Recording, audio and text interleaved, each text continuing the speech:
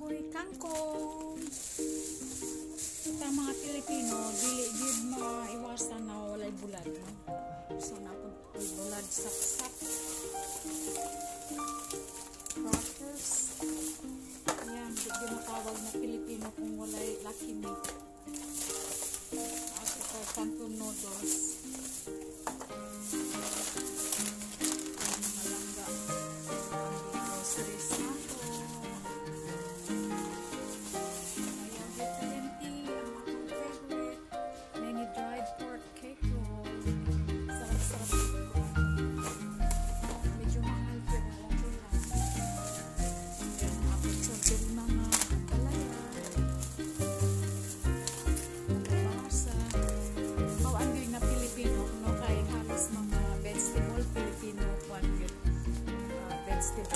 Napoy eggplant.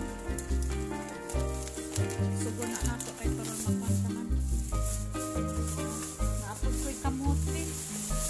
Si purple jam. Kaya medyo mahal pero di ko ginawa kay trade ko sa kamote. Diba manggod ang kamote sa Pinas o ang kamote diri sa kwan? Sa US, ang kamote nila diri medyo lata. Naapod tayo spring onions. Oh. Pangkwan, pang sabaw, napal na cabbage. Halos mga gulay akong gikon mga langga o nakuha ng akong spinach. Layo-layo manggod ang among gikon. Ibiyahe bago mi nakapalit og mga ingon ani. Sitaw pod kani lang ni mga langga ha, moabot na nig $6 plus. Mantakon ni mo na $6 plus, almost 300 peso. Kani lang o kagamay nga bugkos. Pero okay lang. Carry na lang. Naapod tayo mga sayuti din. So nagpalit na lang po na akong tuog level kaya nakakita man ko dito. Panalagsakan lang man ani makakuha dito, no? Mga lever sa one sa pork. And then I like pork belly. Kaya yan lang mga langga ang among palit.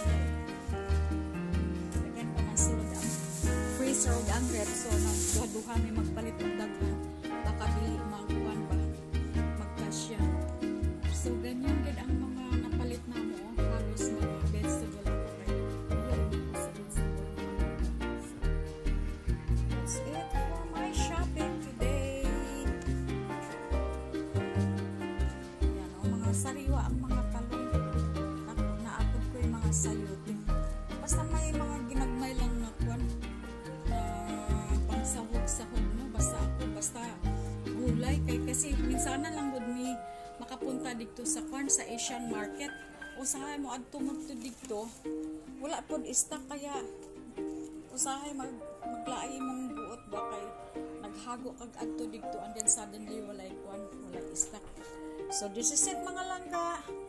This is what I have today from the Asian market. Thank you guys for watching. See you next time.